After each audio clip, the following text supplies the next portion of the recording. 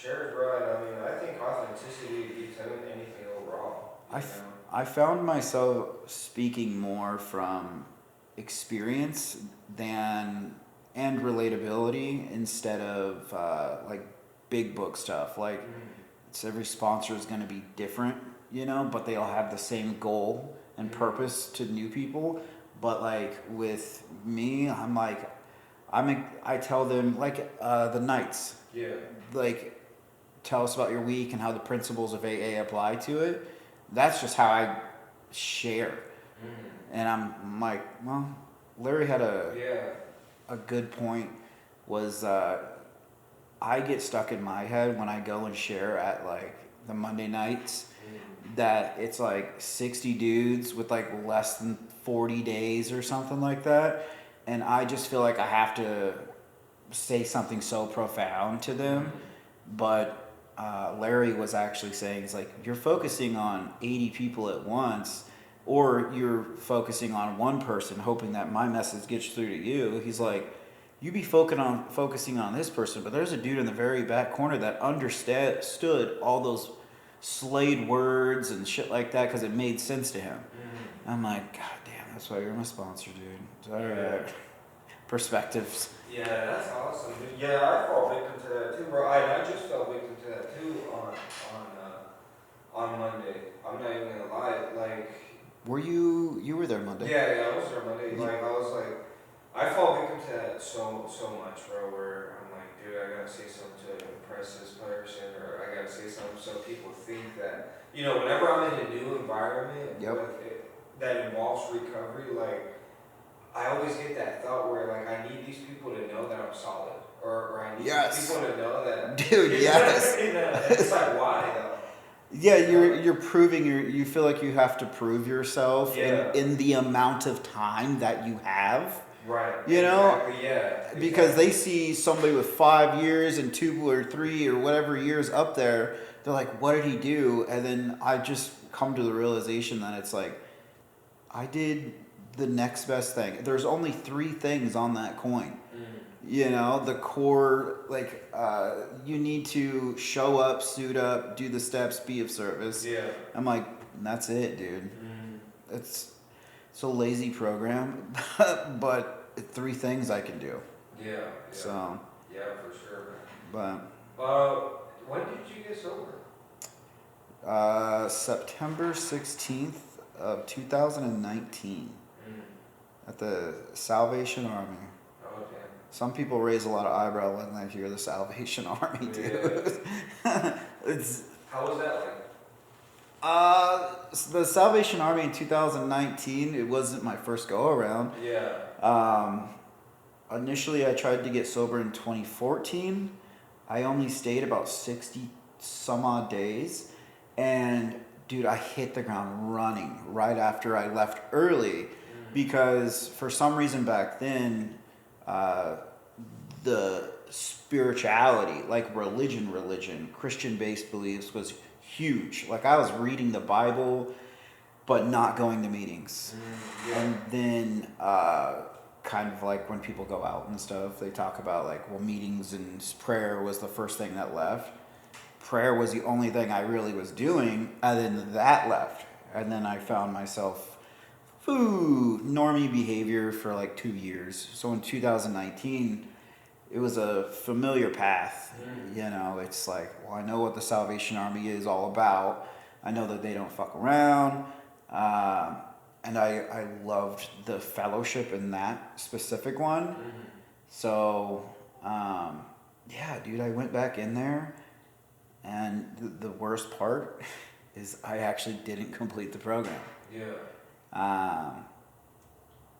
But I gathered what I could in those 47 days that I was in there. That it was, and I share this in meetings, that there's a familiar path, the path that I've traveled before and got sober. Yeah, I fell off, and then there's a scary new unfamiliar path, AA. And I was like, okay, well, I'm not super comfortable with the AA path yet, but I'm open-minded enough to do it. And I know what my mistakes were on this path. This is paved up until a certain point. This one's got foliage and fucking fallen trees and stuff.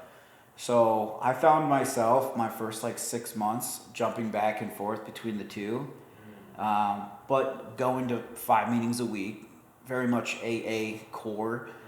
But I heard it at a meeting that you don't want the life that you once had. You want a new life, better than what it was.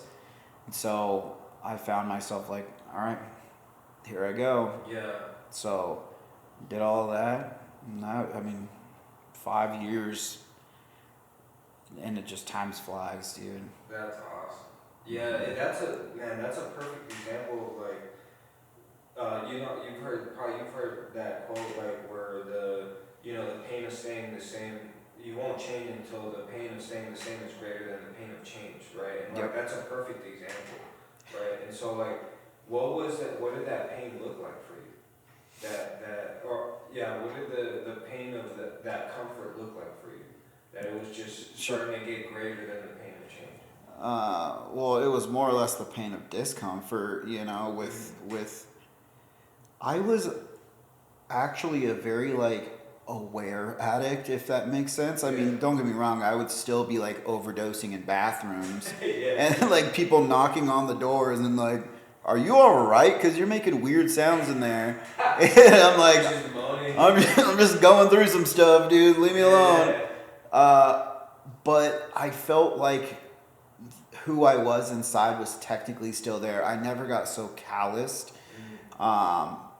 because I had daughters. I had a mom that very much cared about me, but I didn't have the willpower to make it past a certain portion between, and I would try everything. I would cuss out my dealer in an attempt for him to be like, all right, cool, dude, I'm never talking to you again. But then like 2 days later, I'd be like, hey, I'm really sorry about that, dude. I just really want to stop, but That's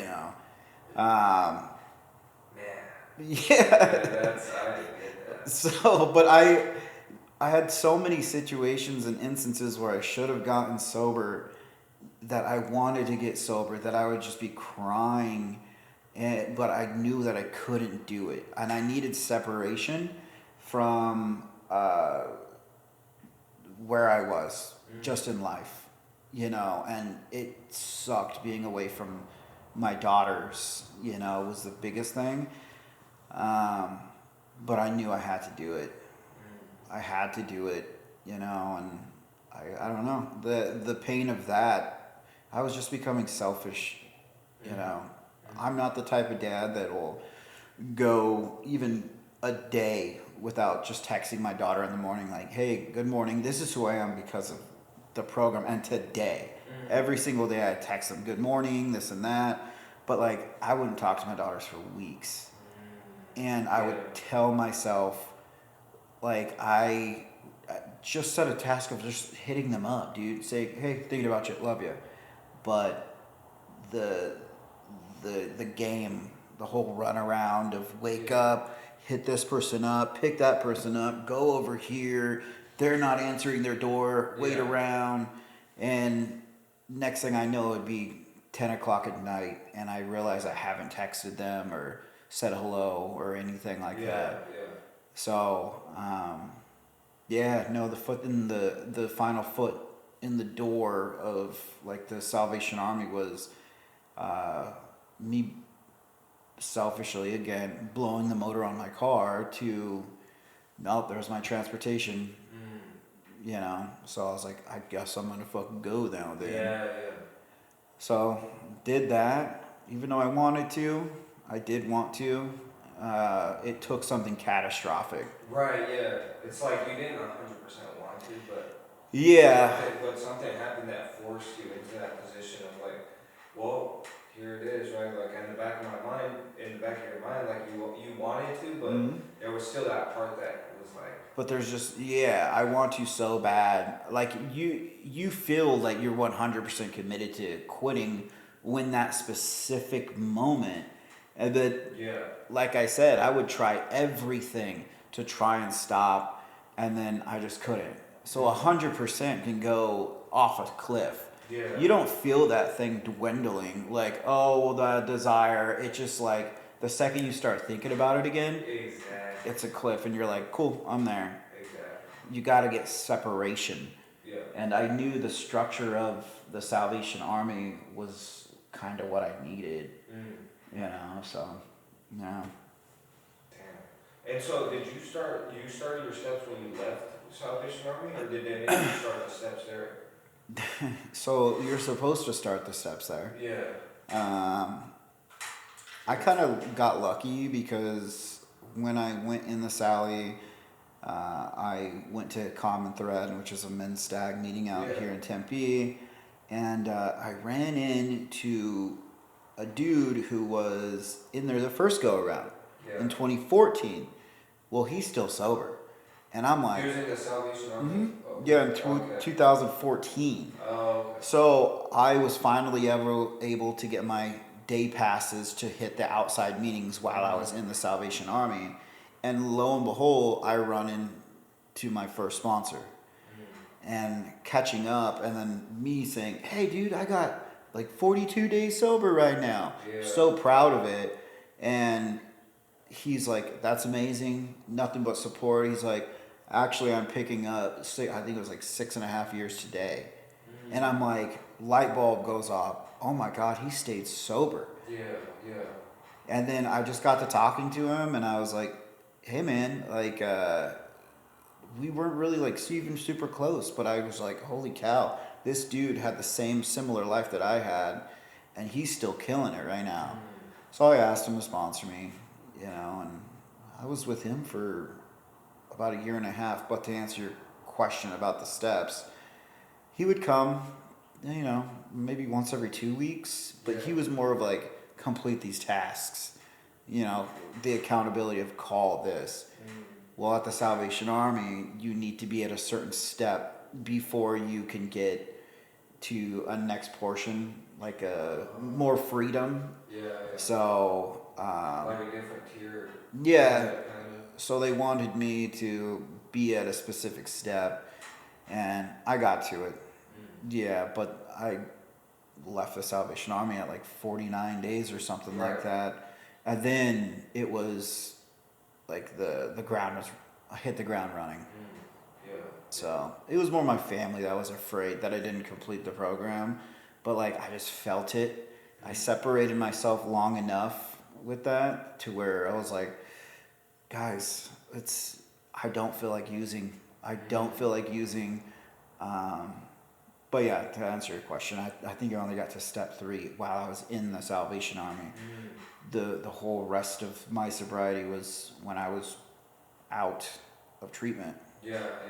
And then you got introduced to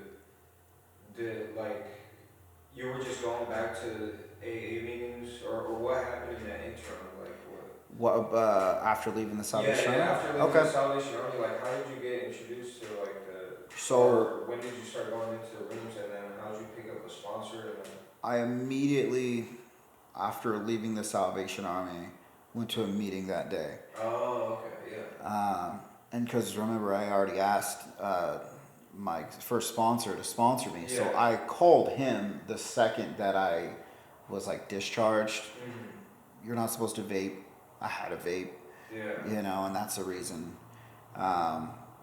But the initial 2 weeks after leaving the Salvation Army, funny enough, my mom was supposed to pick me up for a visitation with both of my daughters, and we were going to go to the zoo. Yeah. And I'll always remember it. She was going to pick me up at 1:30. Well, they found the vape, the paraphernalia, if you will, and they had me roll everything up. Black trash bag and everything like that. Yeah. And that was at like 1:15. Yeah. So I had my black trash bag downstairs already sitting there, knowing my mom was going to pick me up in about 15 minutes with my kids. So my mom picks me up, and then I'm just bringing the trash bag with everything that I had. She didn't even piece 2 and 2 together. Yeah, that she she just wasn't thought like, that, yeah, she's like, oh, I mean, am I just doing some laundry for you or something? So I was like, yeah, we're going to the zoo, and we had a good time. And then like, that's when like the struggle of telling her like, this is what happened.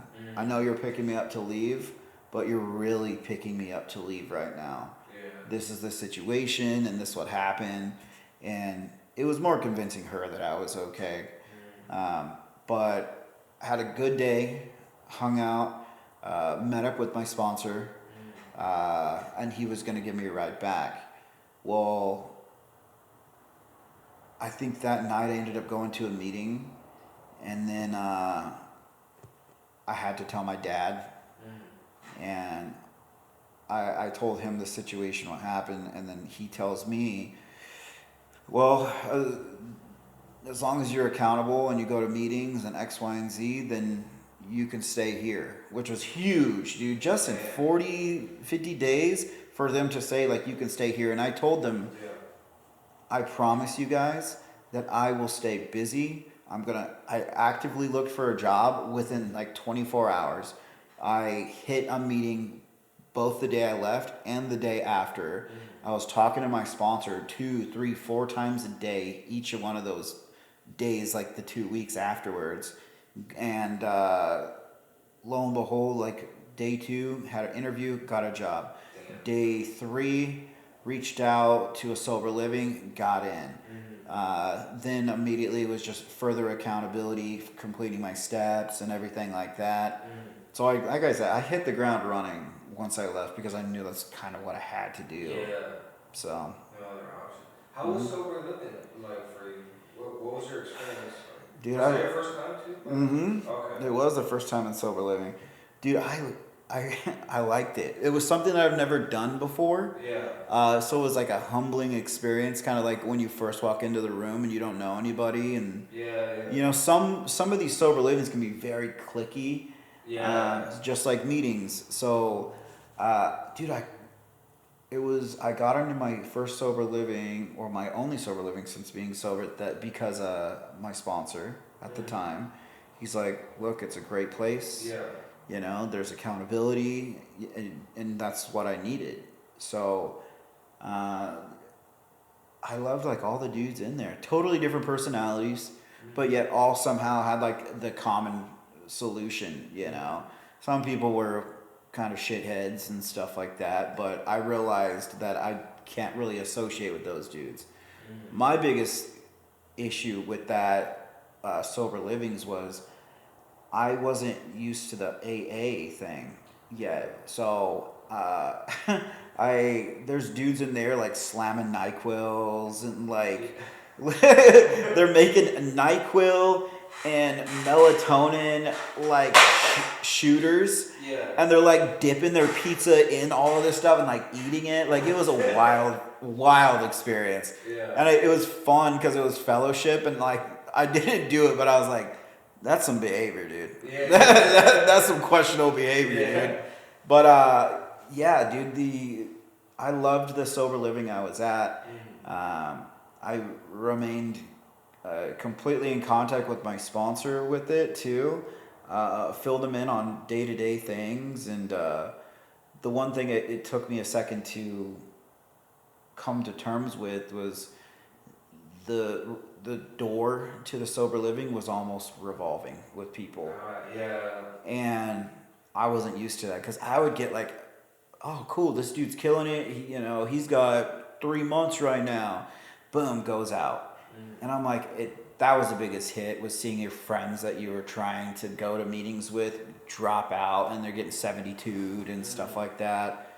But my sober living, I had 2 friends in the Salvation Army, and they were just about to graduate. Now, keep in mind, I was already out for 2 months at this point. Yeah.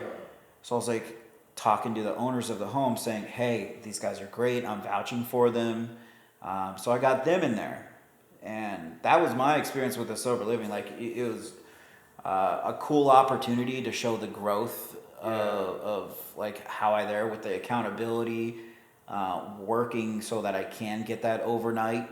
And when I didn't have the overnight on Friday, I would hang out at my mom's house like all day. Yeah. Come back at 10:59, then wake up because my daughter would stay the night, Yeah. and then get there before they even opened. So as far as they know, like I stayed with them, you know, and I was just making it work, you know. Yeah. So I loved the dome of protection that came with sober living too. So Yeah, that's awesome, man. Yeah, I loved sober living too. I mean, I didn't love it the whole time.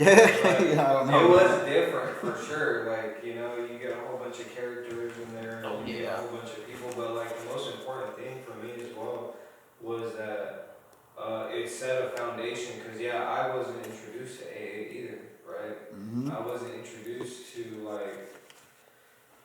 I was introduced to like making your bed, right? Like you had to brush your teeth 2 times a fucking day. I wasn't Exactly. doing normal human behavior before I got in it, right? Like I didn't know I had to fucking brush my teeth twice a day. I didn't know I had to fucking, you know what I mean? I didn't know how to pay bills. I didn't know how to do any of these basic Me things, neither. right? And so like that's what I can thank sober living for that for sure, you know. And it was cool too because like I got to experience what true friendship was, as far as like holding people accountable, and like just people not wanting anything from you, just your presence, right? Absolutely. That was like mind blowing to me, you know, because I've taken it my whole life. So Yeah, I mean, doing sober activities with the friends that you're meeting in these places, like, yeah. I mean, I went to lakes, I went down the river tubing with them and stuff, and I would go golfing, and I'm like, wow, this is like friendship, you know. So I mean, the sad reality of it is like the 2 friends that I hang out with, one's in prison right now, and then one has 7 years sober. Yeah. It's such a drastic difference, you know, between the 2. That's a situation, man. Damn. So how does your relationships look like today as opposed to how they looked like before? As a whole, like AA and personal relationships? Yeah, because I mean, going through steps and getting sober really molds you as a person, you know. So like, at least I've noticed my relationships have changed overall, like 100%. whether in AA or not. Absolutely. Well, AA and my sponsors were saying don't get in a relationship until you're about a year sober, which I wanted to fight that tooth and nail, you know? Yeah. Like, I would still hit up chicks and stuff like that. But for some reason, the justification in my head, when early sobriety, I was like, I can't be in a relationship. You gotta value me. Yeah. You know, like, we'll do a bunch of other stuff, but you're not my girlfriend, dude. Yeah. So, but if some way, somehow, I was like justifying it, like still living in myself while trying to grow and complete my steps and stuff. But dude, afterwards, after I've completed my steps, I told my first sponsor, like, I didn't know who I was. I would go to meetings and I would see these dudes smiling and happy and cracking jokes and being quick-witted. And I'm like, dude, that's how I feel like that's how I used to be. But I don't remember how I used to be. So now I find myself just being of service. And I find great peace in being able to be of service to my family, my mom, my wife, you know, my daughters and everything like that. That's awesome. It took a long time for me to be comfortable actually saying no after, you know, getting some time. I've become a lot more patient, almost like irritatingly to some people. Like a spigot could blow, and I'll use this prime example because it actually did happen. At mine and my wife's house, I was at work, and she's trying to FaceTime me, and I'm like, sorry, ma'am, I'll be right back. And I'm FaceTiming her, and she's like, babe, the water spigot blew. It's going all over our house. And I'm like, it can't be that bad. It's all good, dude. Don't worry about it. And she flips the camera around, and there's a huge thing like going over our entire wall. Like it was a big spigot that busted. Yeah. And she's like, "It is not okay. It is not okay." She's like, I was like, "Oh, no, whoa, oh, yeah, you're right. Like, all right, go ahead and turn this thing off." Yeah. The patience is what the biggest takeaway to pause when agitated, which is huge, because I can get agitated on everything, dude. I have a short fuse, but before I used to, like they teach us as dudes, bottle that stuff up, don't let them see it, and it was just a ticking time bomb. Like the fuse was constantly burning. It was just how far I would pick it, that explosive away, and pull out some more, or that. Another example is like the tea kettle that's constantly like overflowing, and dude, that's how I lived life prior to. Now I've learned, God, I for better or worse, I communicate, and I don't sugarcoat things. I have those tough conversations because I know once you finish those tough conversations, like. I always feel so much better. It sucks when you're going through it. Yeah. It sucks having to sit down like with your spouse and be like, this is how I feel, this and that. But the principles of AA has taught me sometimes to maybe write a pros and cons list. And there was one, I think it was like 6-7 months ago, I had a situation where like I am constantly battling living in my own head, and like I overthink like crazy, I'm like, that's a character defect if it's been 5+ years, or I'm just not working on it literally at all, which I'm trying to. And usually that hamster wheel that's constantly going, I can just like pause. Is this going to affect my sobriety if I say something right now? Is this going to affect the relationships with those around me if I say something right now? Is this going to affect my spirituality, my program? And I found like 99% of the time, I'm like, yeah, it's not worth even saying anything. But I believe I was just letting it bottle up for too long, and I told my wife, hey, I need to have a conversation. Shit I would have never done. I would have just said like, hey, fuck you, bitch. You know, like for like, real. Not even just like silent treatment, or like like you said, or just being resentful, for some reason there's this bright neon sign in my head, like resentment's the number one offender, resentment's, and I'm like, so I think that's the reason why I'm like relatively calm all the time, is because I'm very meticulous, believe it or not, like with my words. I always have this thing that goes through my head that's, if I'm trying to explain a situation to you, and this is the path where, oh, dude, Carlos got it. He understood it. Sick. Oh, he gave me like kind of like a weird look, like he didn't understand it. And there's that path, and then I already have a rebuttal to make you like understand what I was trying to say. And that's not. That's what So that's quite literally what the program of AA has taught me, and I apply it towards everything now. I've shared it at meetings, dude. The pause when agitate is my biggest takeaway from after going through my steps, because forgiveness isn't on my time, it's on those who I've affected leading up to it. So I find myself applying day-to-day principles just in work-related incidences, with my wife, my kids too. Almost to the point where, like I said, I'm like too lax when it comes to it. But I'm like, I'd rather be too lax, because I know nobody can ever give a situation where freaking out's ever helped anything. You know? So, but yeah, that's helpful, dude.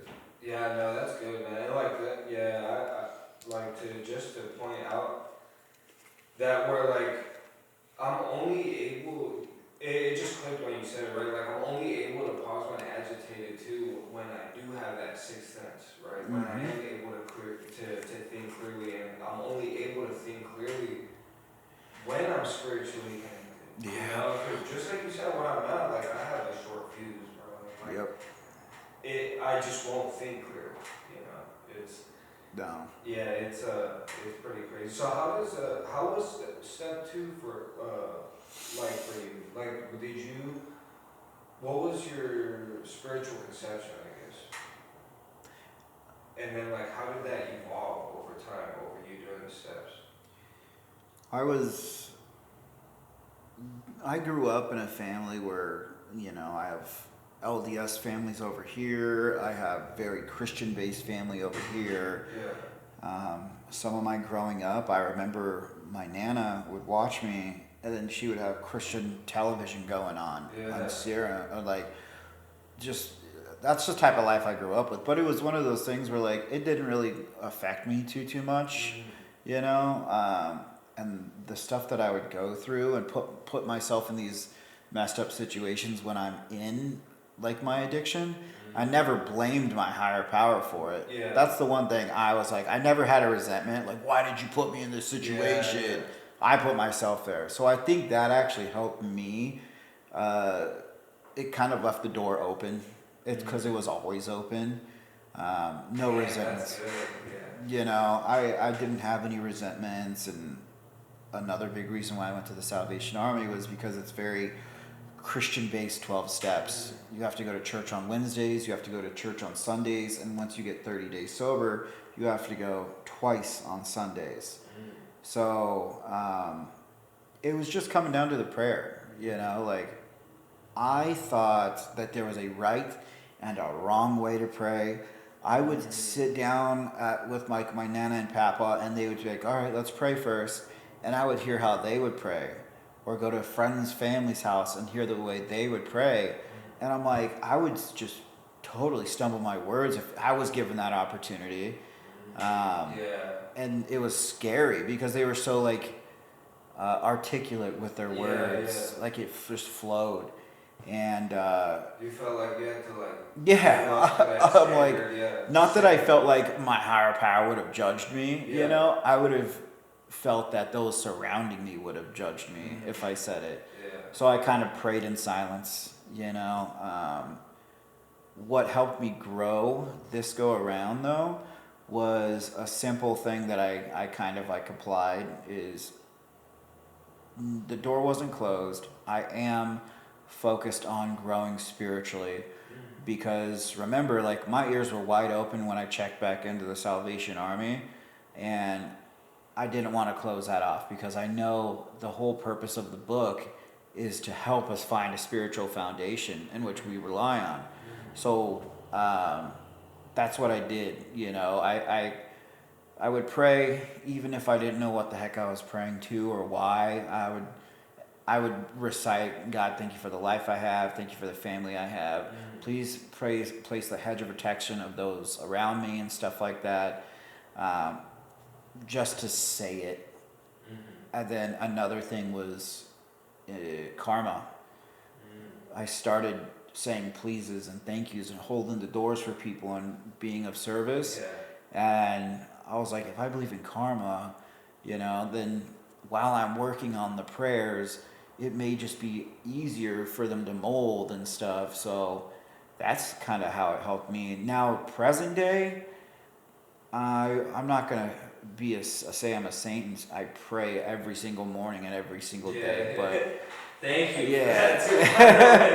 I don't. Yeah. No, but I think I find comfort in my level of spiritual foundation. Yeah. I find that any situation that's placed in front of me in this specific day is going to have a bigger meaning and bigger purpose. It's just how you see it. Yeah. Yeah, man.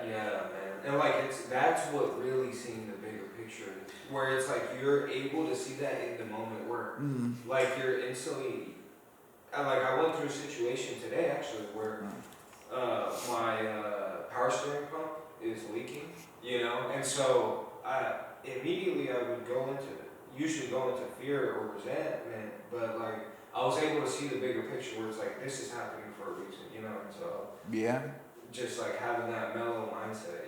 I feel like for the most part, like cars are kind of simple, you know. Yeah, There's a code reader that's gonna show you exactly ballpark, narrow it down between this or this. You know, our minds are a totally different process where we gotta come to like, what is the common solution? You know. So I'm like, yeah, that's a situation that I'm kind of going through right now. But I'm not trying to tell my wife that there's another thing wrong with my car. So that and my heater went on in my car too. So I'm like, heated seats will have to do, and 50 degrees, got it. Yeah. So yeah, dude. Yeah, dude, and like, but yeah, like going back to that, it's like that's what it, just like you said, like that's really what's seeing the bigger picture is like, it's like this is happening for a reason, and in that moment you know that. It's easier said than done. Exactly. It's so hard to find the getting cut off in traffic or being in bumper to bumper. Almost nobody's first thought is like, where's God right now? Yeah. You know? Like, so I have to tell myself, like, what am I learning from this? Patience and stop and go. Acceptance that this person just cut me off, you know, and then gave me the damn middle finger for no damn reason. Like, I don't know. I mean, I'm pretty sure most addicts think like this because when I was newly sober in 2019, I was driving to my sober living. A guy cut me off and he flipped me off. I remember things like that. Stuff that most people wouldn't, like, that would be out of their minds. But that's a true core of what an alcoholic mindset is. Will hang on to that thought. That meant nothing to the person that did it or nothing to my passenger seat who saw it too. Like, I still think about stuff like that though. And I have to acknowledge that, like, that's, I can joke about it and I can talk about it with you, but I'm like, there's no reason in dwelling on it, like, to the point to where I get pissed off and want to ram into every other person who cuts me off, you know? So, yeah, dude, it was, we remember those things. Yeah, dude, it's insane, yeah. And like that, thank God for the 4-step too, you know? Yeah. Just sitting there, like, you're able, I mean, for me, it was easy too, like, just like you said, because I have an alcoholic mind, it was easy for me to remember everything that I thought people did to me, you know? Yeah. And so yeah, that's it's interesting how our minds work, man. What's one of the things that you have struggled with the most as far as like whether it be like your character defects or something of that nature throughout your sobriety? Like, what's something that you've been constantly constantly struggled with? Insecurities. Jealousy, but jealousy I find turns into resentment real quick. I'll give you an example. Yeah. It's such a terrible. It's such a bad, because I'm like, struggle with that as well. I'm like, dude, my wife can be at work and then my headspace goes to like, not that she hasn't texted me in 3 hours because she's a server, dude. Like, she's probably running around screaming busy. Yeah. My mind goes to, thinks of the most spiral thoughts, dude. You know, the example that I was gonna give was last night I was laying in bed. The wife got off work. She's being like lovey-dovey and great and happy, and one thing leads to another, you know, and then she goes to sleep. Well, my mind is like, who made her happy? Yeah. It's like, what who made her come home and then do that to me, dude? Not like this woman is happy and loves me and is happy to do it and stuff like that. My thought process goes to like, who are you at work with? Yeah. You know, like, I went and finally went to her job that she's had for like a month and a half now. And I just kind of sat there and just like, it was a dead day. So she had the opportunity to sit down. Well, like, the owner comes in and I just didn't like him. I'm like, judging. Stop judging. Damn it, Cody. Because my eyebrow immediately raises because I naturally overthink. So, but yeah, jealousy is a huge, huge one. Insecurities. I'm insecure just about a lot of things that I personally could work on. Yeah. Physical attributes, but yeah, dude, it's I'm still living down like the mistakes of my past in some way or another because I beat myself up for the time lost with X, Y, and Z person.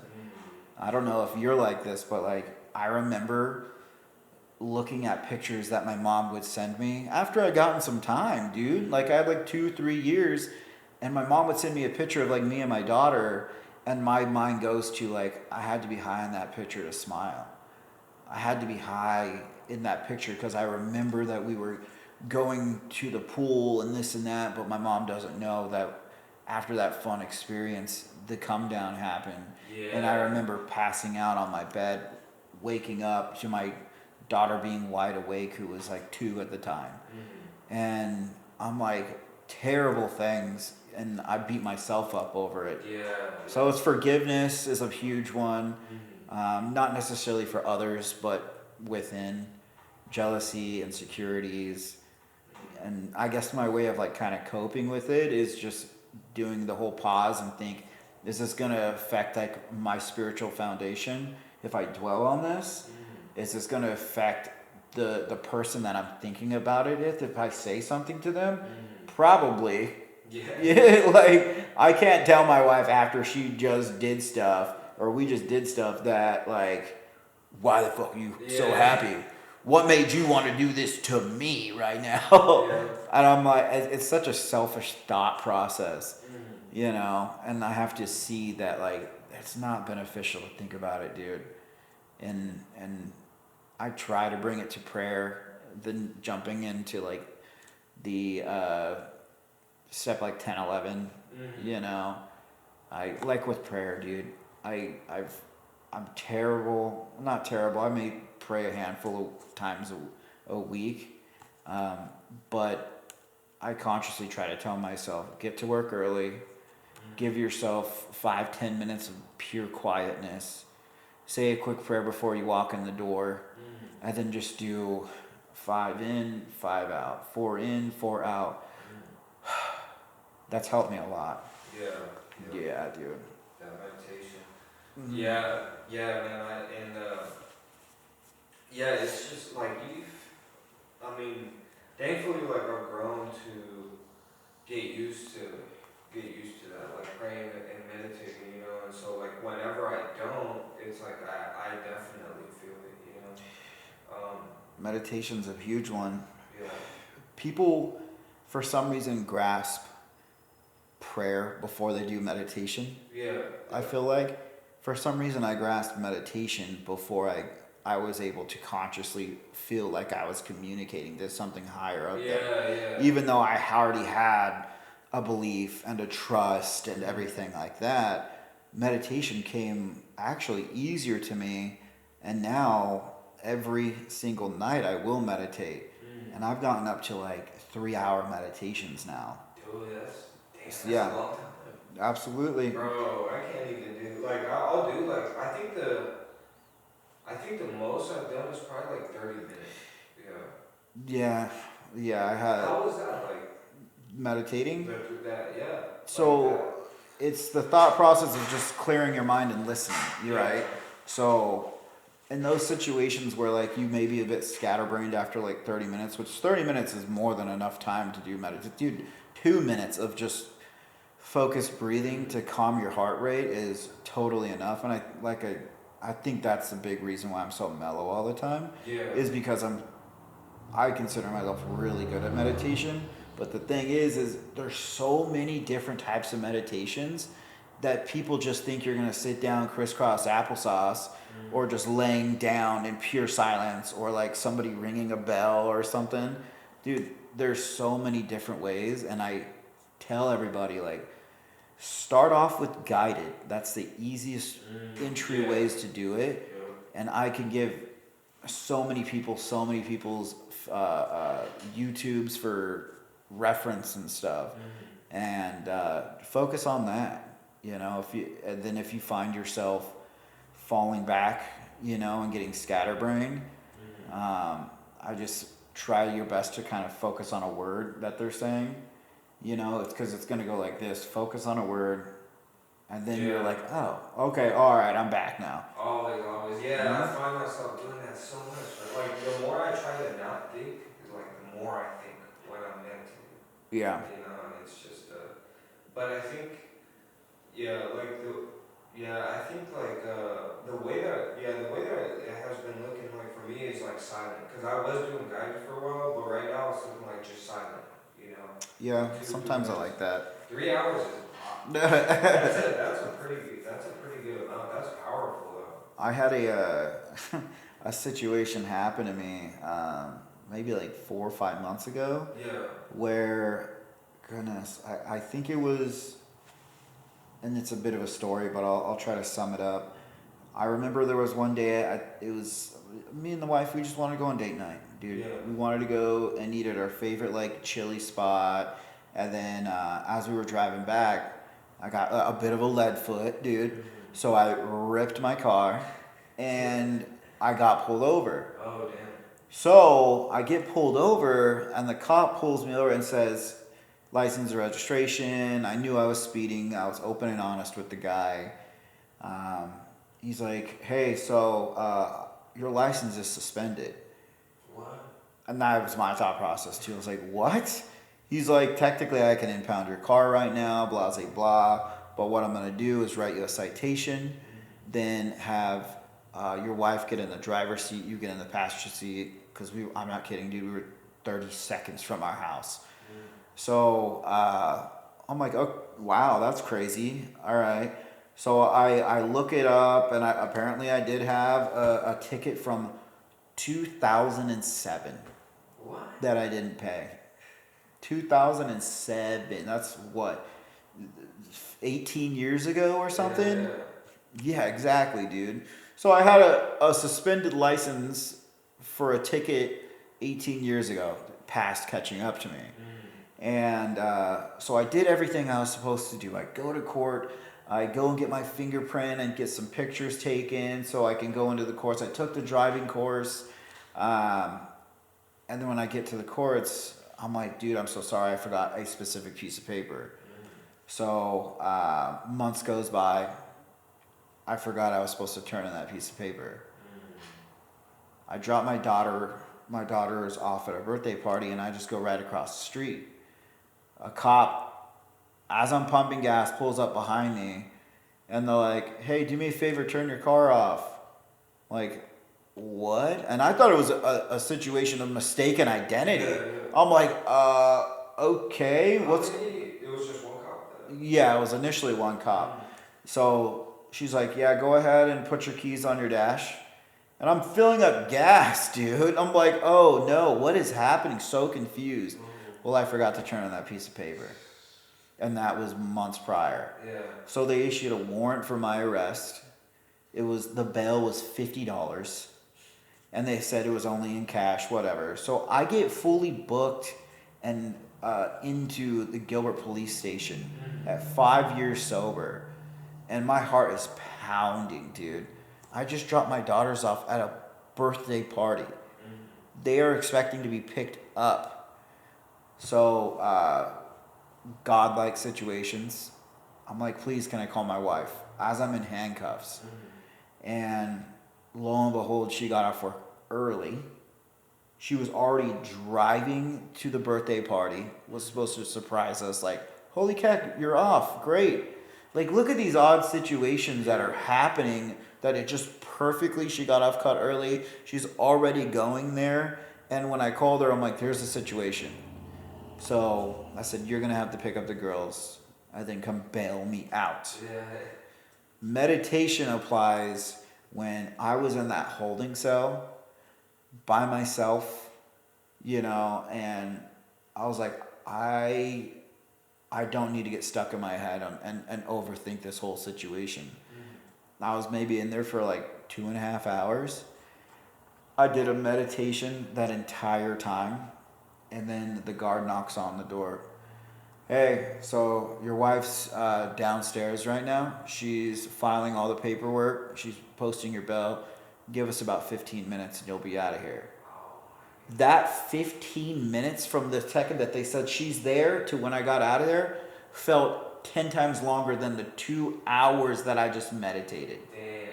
And I'm like, wow, dude. Time flies. Yeah. Yeah. It's just, my God. that's how meditation has helped me so much, dude. Yeah. So I implore anybody to check out this guy called Michael Seeley. He's on YouTube, and he almost does like borderline hypnosis.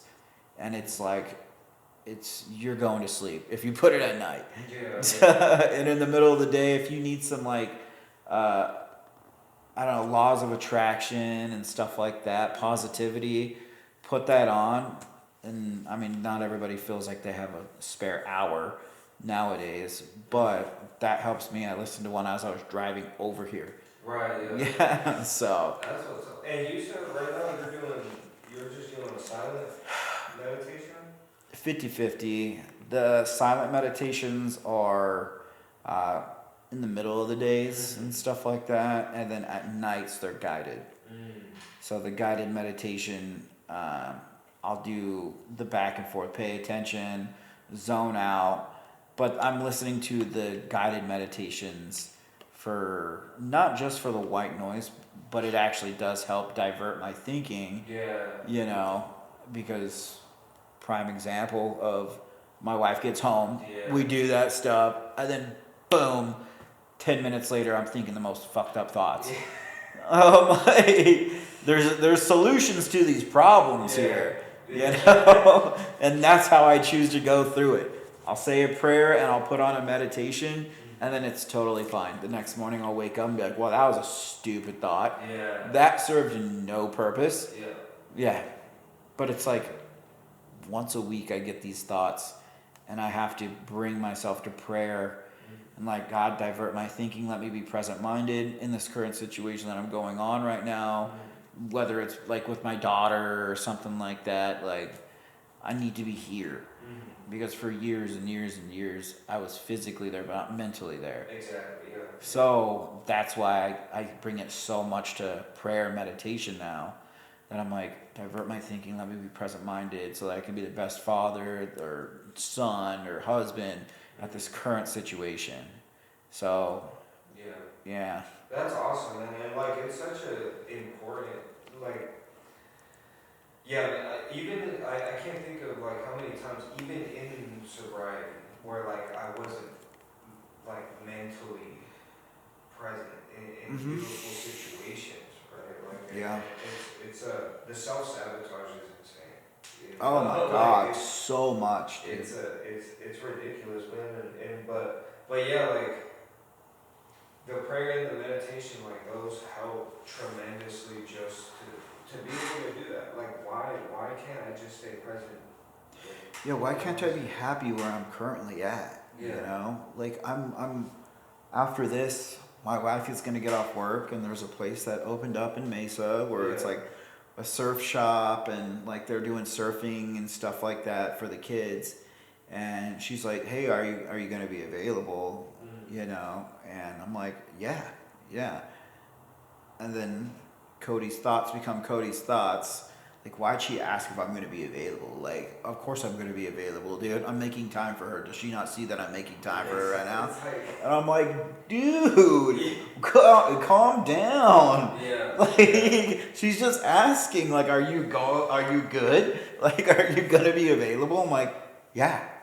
And I think that's a huge thing that people getting into relationships need to set ground rules at, you know. You hear it that God, AA, and the rest will all fall into line if you do those things properly. That's exactly how my life is like fallen. Just that puzzle piece just perfectly fell in. Yeah. And I'm like, oh shit, yeah, you're totally right. These blessings and the life that I have today, you will hear it time and time again. The life that I have today is nothing in comparison to who I was, blah, blah, blah, when I was in my addiction. I am so beyond blessed and stuff like that. But I truly have sat down and just cried because I sometimes don't feel like I am deserving of all these blessings and all these amazing things that happen in my life. And then it all starts by doing the next best thing and starting with karma, and then continue to have that prayer, because your prayer versions is totally different than my prayer versions, but it's a spiritual validation. And then blessing, blessing, blessing. Oh, because I've been praying, I'm open, and my, like, I could see things through a different perspective. Yeah. You know, they tell you to do both of them. Don't do prayer or just meditation. Prayer's a way of talking, meditation's a way of listening, and everything like that. But I found that, say I'm really good at prayer, you're really good at kind of like listening and seeing the perspective in a bigger picture. Right, yeah. Say you're not good at prayer, but you're really good at meditation, makes you a little bit more susceptible to react off of hostility and stuff, but you still have pause, breathe. Okay, here. So if you have it both at the same time, then you're like, what's going on through his head right now to make him kind of feel this hostility and stuff like that. So I also pause, and then I'm like, okay, let's attack this together. You know what I'm saying? Yeah. Dude, it took me years to understand and grasp that you need to do both, because one will have your eyes open to the day-to-day and seeing where God is, and the other one will have you have a second to reflect on where God was at that specific time. You know, without seeing the blessings that are piling up, you're letting them pile up, and then it's just like, react maybe? Oh wait, no, calm down, meditation. Yeah, you know what I'm saying? Damn, that's interesting, man. Like, I've never really heard it like that. Really. And like, it's so true, because when you are like in the midst of having I guess I could just call it like, is having a good relationship with your higher power, like, everything does fall into place, right? Like, 100%. I don't remember when I am in good standing or have a good connection with my higher power. Yeah, like, I've never had to go out of my way to get something. Not to get something. No, I get it. You know what I mean? Like, it's just flows perfectly. Yeah, and it really helps you see the blessings. Yeah. Yes. You know, exactly. I could choose to be like, I gotta wake up early to go feed my mom's dogs while they're in Payson right now, and then I have to hurry and then go over to my daughter's volleyball games, and then I have to hurry and then do X, Y, and Z too. But I want to make time for myself and do something like that. These are blessings. These are opportunities to be present, and prayer teaches me that. You know what I'm saying? These are opportunities that I get to go see my daughter, that they're comfortable with me being in an arena, like watching her play volleyball. My mom trusts me. Perspective. Right. Man, that's awesome. So, what's the most recent inspiration or greatest inspiration that you've received? Whether that be something you read, something that somebody has told you, something that you heard, maybe. Something that just keeps you going. I try to find something very much day to day. Yeah. A positive thing that happens, you know, whether it's through work and being of service to like the customers that I serve and stuff. I communicate with them and everything like that. But something that happened to me just recently was I was long overdue with an amends with my grandma. Long overdue. In my addiction, I stole thousands of dollars from her. And it really, really put a dent in our relationship. So, last weekend was my niece's second birthday party. And I walk in and I see my grandma. And there was no, animosity, she's very much LDS and she's forgiving. I understand that. But it was a me thing that I was beating myself up that I haven't made that amends yet. So it just nudges it. Yeah. So I actually had the opportunity to make that amends. Probably my biggest amends that I was afraid to make the last weekend. And she's like, yes, keep doing what you're doing. But she said something that she said, I've been admiring from afar, and I can see the person that you are today, and I know the person that you were back then. She's like, I'm letting you know, regardless of all this stuff happening, that I've been proud of you from behind the side of the desk that she's sitting on.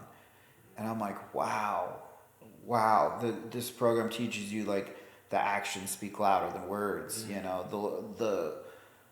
the light is a lot brighter through the actions that people are able to see than the dull words that they're so used to seeing, you know, come from our mouths. So such a great opportunity that I was able to make that amends, which piggybacked into my stepdad from the time I was 2 until 15. Uh, he's in prison right now. He's in prison. He's been in prison for about as long as I've been sober, and he's never been sober ever. Well, he's gotten some time now, and I was put in a position where I was telling my grandma during this amends, because of this program and the blessings that I've had, I now have so many resources for him when he gets out. If he wants to continue to work in the field of recovery or something like that, like I know people at treatment facilities that'll hire him as a BHD to further. It was such a full circle moment. Right, yeah. Because I had so much resentment towards my old stepdad for the way that he treated my mom, for the way that he treated me, and I was in a position to where I could help him. I've gone through my steps multiple times, and every single sponsor that I've gone through is like, you were really, really young, and I don't think you owe him an amends. I think this was a him thing. But now, since I've gotten time, I'm able to see like he was a sick person. Exactly, yeah. And I've got enough time now to where I can forgive him for his past, which is what I try to do with everybody I've wronged. So it's not necessarily a words or a particular person, because AA teaches us to live day to day, don't future trip and stuff like that. So if you try to find one good thing each day, hang on to that, and the one good thing that you've grabbed onto, the other things will just kind of fall to the wayside. Like, yeah, that's not a big deal. That's not a big deal. I'll address that here, here, here. So if you look for blessings in your day to day and you choose to see it that way, then all this other negative shit is just like, yeah, I'm not going to trip out over that. That customer is just having a bad day or just doesn't understand this. So let me help them understand. So, yeah. Awesome. No, thanks so much, man. I think, I really appreciate you doing this with me, man. And, like, I'm really grateful, too, especially because, you know, like, in the rooms, bro, like, everything, not everything, but, like, everyone's so busy, you know what I mean? Like, you don't ever really get to sit down and talk with someone that I've seen you for the past 4 years. I've never had, like, an hour-long conversation with you. You know what I mean? Yeah. Like, and so I'm extremely grateful that I get to do this, you know what I mean? And so, like, I'm grateful that I got to know a little bit of your story, bro, like, and like, the way you think, you know, a little bit about your experience just being in the rooms, you know, and so, like, I appreciate you. You'll be able to be more aware now, like when we see each other, like in meetings, they're like, I'm very, very, very much a calm, day-to-day person. And I don't really future trip and stuff like that. So, like, I keep to myself. I have my hobbies, you know, and I just, like, I keep to my little bubble and I keep my circle tight, but I'm also of service when I can be. When I can be, I will absolutely be there. So I'm going to the Nights retreat in May. Let's go. I'm going to go too this year. That's my first one I've ever gone to. Oh, really? I've never gone to any. I've never gone to a single retreat, dude. Oh, damn. Yeah, it sounds bad, but I mean, I've never. No, it would be a good experience, though, man. Yeah, I'm gonna bunk with like Larry. Yeah, that's what's up. It's gonna be sick. I hear that they're like hella rewarding. Have you gone to one? Yeah, I've gone to like every year I've gone. I hear that they're I don't go like amazing. twice a year, but I go to at least one. Yeah, everybody's saying like you'll love it, Yeah. you'll learn some things, and when you like share at meetings like Mondays, you and me, I think you and me both shared on Monday, right? Yeah, we did. Yeah, I fumble over my shit Yeah, me like too. constantly, Me too. but for some reason I'm like, hell yeah, that was the day, dude. That was the day that I actually felt like I like said something that people can understand. Yeah. Because a couple weeks ago when I shared, and then I don't know if I could say maybe first name Rolando. You're good. I mean, I edit them. Okay, so when Rolando, I went up, I shared, and I had a vision. I had a vision of what I was trying to say. Yeah. And it came out a little bit jumbled. Rolando literally said the same exact thing, but perfectly articulated to like what I was trying to say. And I'm like, touche. God damn it, dude. I was like, that's what I wanted to say. But it just came out so wrong, dude. Yeah. Oh, dude. That's funny, man. That's a perfect example, too. Like, wanting to do shit my way instead of, like, being present in the moment. You know what I mean? Like, every time I try to fucking plan a speech or some, you know, it just goes sideways, bro. You know? Yeah. And then if they tell you to like, hey, can you speak at this meeting? Like, I go through the waves of like, and then I'm like, fucking dude, who cares? And then like it comes up, I'm like, all right, pray. And then I'm like, all right, let's get it, dude. Whatever happens, happens. You know what I'm saying?